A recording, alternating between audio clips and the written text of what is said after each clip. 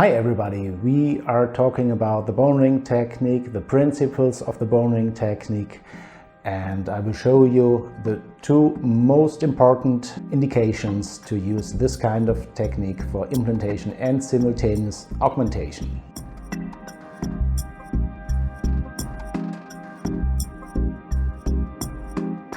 So here you can see the two most important indications for bone ring technique. The first one is on the upper side, the alveolar ridge augmentation, a three-dimensional augmentation, vertical and horizontal, and the simultaneous implant placement. And of course, you can use the ring technique in the sinus when you have only a few millimeters left of bone at the bottom of the sinus and you can't get any primary stability to your implant. Then you can place the ring into the sinus and screw the implant in, and this will give you enough primary stability to fix the implant.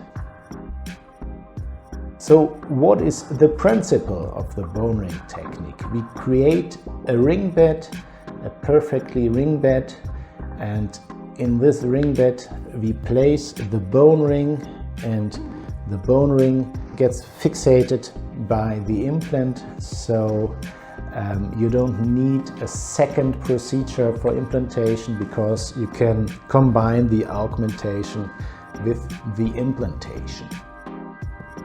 Time ago, almost autograft or autogenous bone rings were used, but now these days about 90–95% in our daily practice we use allograft bone rings, and that's the principle of the bone ring technique today. The allograft ring, which has a fast turnover into the patient's own bone, is next to the implant, and the allograft ring gets covered by bovine bone substitute material, and this gives the long-term stability for the contour, for the aesthetic of the alveolar ridge. So in pictures you can see here the implant is already inside and the allograft ring gets covered by xenograft. In this case it's a bovine bone substitute, and of course you need a membrane so that the soft tissue cells don't win the competition between soft tissue and bone cells. We have to avoid that soft tissue cells grow into the bovine bone substitute. And of course the membrane, when you fix it well, gives stability, and stability is very important for the bony healing.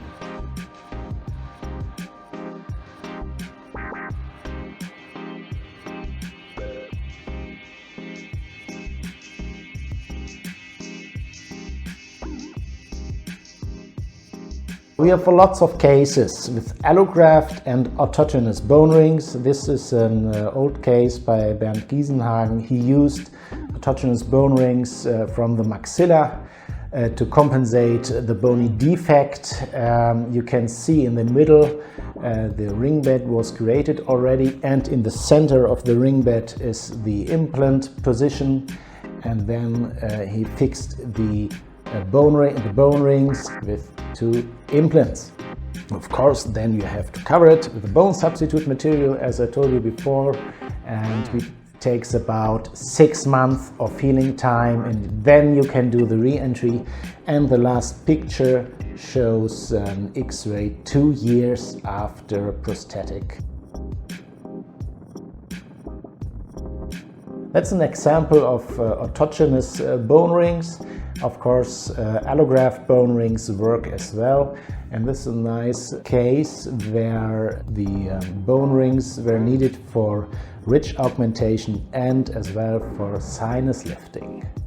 You can see one implant is already placed. Behind the implant there's the first allograft bone ring.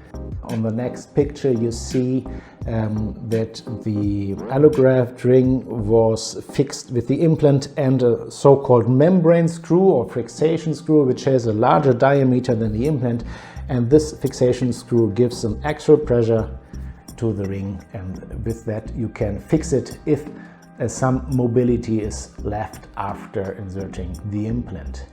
And below you can see it's a very thin sinus floor and the compensation with an allograft ring in the sinus. The last picture shows 2 years after prosthetics. That's another example of the bone ring in the alveolar ridge augmentation.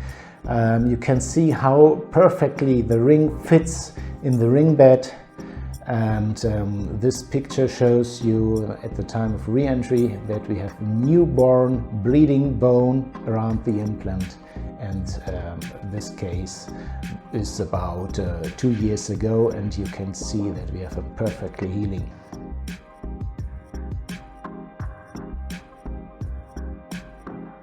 So what are the steps for the bone ring technique? I often get asked. This is a nice example where you can use the bone ring technique. It's more a horizontal augmentation than a vertical augmentation. Vertical augmentation is a little bit difficult. You have to keep in mind biological limitations. This is more a horizontal defect of the maxilla. You have to drill in perfect implant position with the primary drill of your implant system, and then you can take a tree fine with a pin in the center, and the pin in the center follows your first implant drill, and it creates a ring bed. That's a very nice picture of the ring bed. You can see how perfectly the ring will fit into the local bone. In this case, an autogenous bone ring from the chin was used. You can see the spongeous part and the cancellous part, and then the ring gets placed into the ring bed, and then you have to fix it with the implant. And here you can see how nice the ring fits into the ring bed, and you have a kind of press fit. I don't know any other chair-side technique for augmentation which gives you such a precise fit between the transplanted bone and the recipient side. After that, you have to cover it with the bone substitute. Some colleagues use allograft. We use xenograft or bovine bone substitute.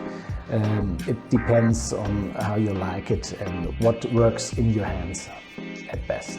Then please cover it with a membrane and fix the membrane very well. There are different techniques. You know the sausage technique, you know the rib roast technique. We use titanium pins and we stretch a little bit the membrane. This gives no chance to the soft tissue cells to grow in, and it stabilizes the augmentation. Of course, you have to close it, tension-free wound closure, and then you have to wait 6 months if you are using allograft bone rings, and then you can do the next step, the re-entry for the prosthetics.